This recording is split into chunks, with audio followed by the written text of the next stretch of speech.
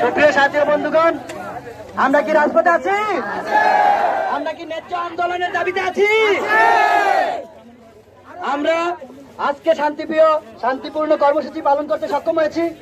আমাদের প্রশাসন ভাইয়েরাও আমাদেরকে যথেষ্ট সহযোগিতা করেছে, তাদেরকে ধন্যবাদ।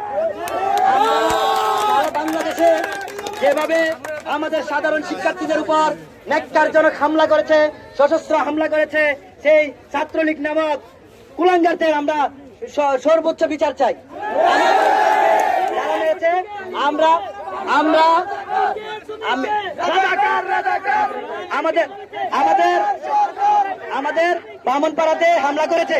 আজকের কর্মসূচি সকাল 9টা বামনপাড়া ছিল, আমার ভাইদেরকে হামলা করে ওইখান থেকে বের করে দিয়েছে। আমরা চাই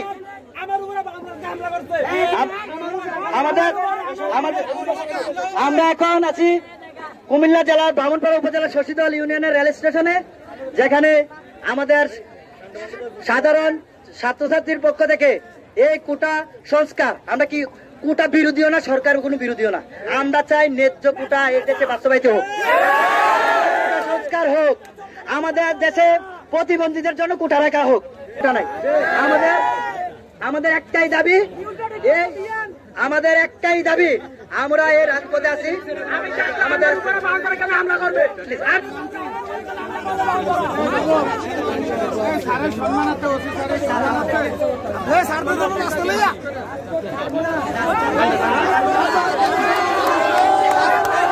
প্লিজ,